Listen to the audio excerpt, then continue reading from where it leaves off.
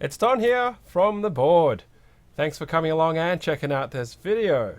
So it's been a couple of weeks since I've done anything that's truly keyboard related, and I looked at the laser engraver and the CNC and all my escapades in regards to that. So thank you for sticking through those videos if that wasn't really stuff that you're interested in.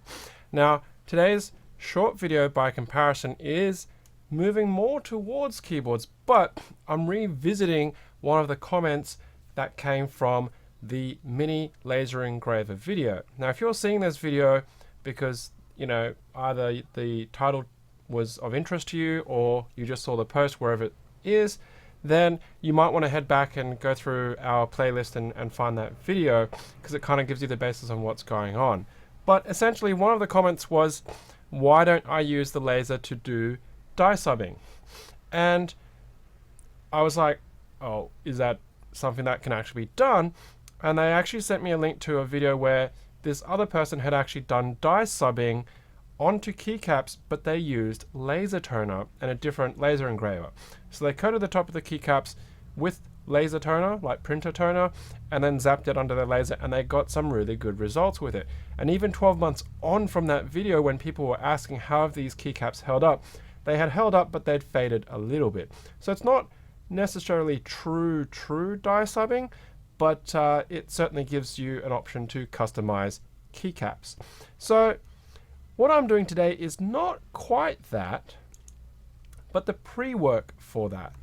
And what I mean by that is, well, I've gone out and I've actually purchased some iDye poly, which is known as an agent to Dyesub or sublimation dyeing PBT keycaps. And people have used it successfully to re-dye blank keycaps and even legended keycaps into different colors from the iDye poly range. Now this is not sponsored by iDye poly. I paid for this. I went out and bought it, and then I found a container because what I'm doing with it is very different. So I'm actually going to coat keycaps with the iDye poly powder because it comes in a powder. I carefully cut open the packet, and you can't really see it in there because it's black, which is what I purchased because I figured it would be the most versatile of the mediums to start with. And I'm going to stick it under that laser engraver. But before I do that, I need to figure out which keycaps I have that are PBT and what are ABS.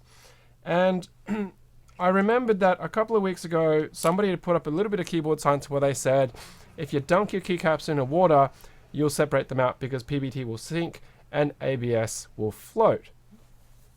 I haven't gone and had a look at Signature Plastics because these are all grab bag keycaps that I've got over here that you can see on the table, but I'm not sure what their ratio of ABS to PBT is. So what I'm planning to do is I'm literally going to pick these up and stick them in here, and hopefully some of them might be PBT. I'm still going to use the laser engraving with this iDye poly on both ABS and PBT because I want to see what's going to happen to that, because I can already do sort of laser engraving using the laser to get darkening. So we've seen it on this keycap that wasn't actually part of the video, and I have another one somewhere. I don't know if my daughter's nicked off with it. Nope, she hasn't. So this is the one that I used in the video, and you can see I've actually melted the plastic on this to get that grey color from the laser power.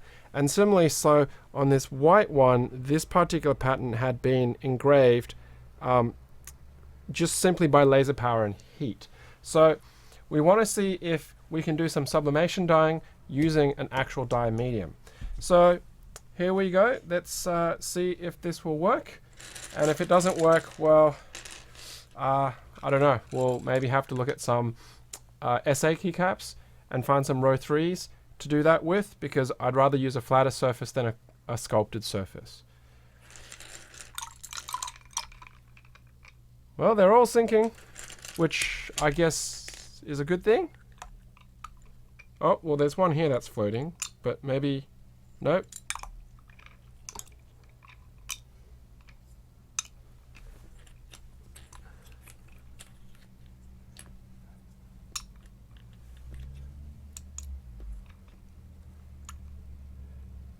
Okay, so I'm just going to shove that one under. So they, ooh, that one. And you'll notice none of my keyboards are here, so they're not at risk of getting wet from this. But you know what?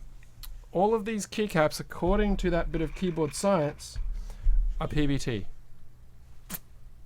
Awesome. So that, or maybe this one is ABS. Let's see if I can flick out any last remaining air in that. And no, it too sinks. So there you go. If I tilt it to the side, you can see the surface of the water. There is definitely no keycaps floating.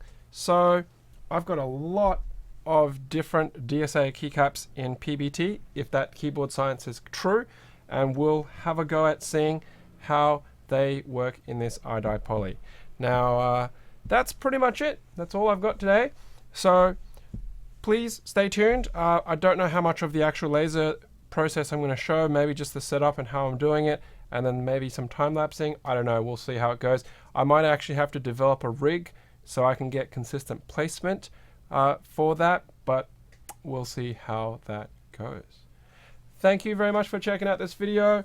Please hit that like button, please hit that share button, and of course please hit that subscribe button if you haven't already subscribed to our YouTube channel. And don't forget, we also have a podcast series, which is where this video channel actually spawned from, where we try to do weekly podcasts relating to mechanical keyboards and the mechanical keyboard community.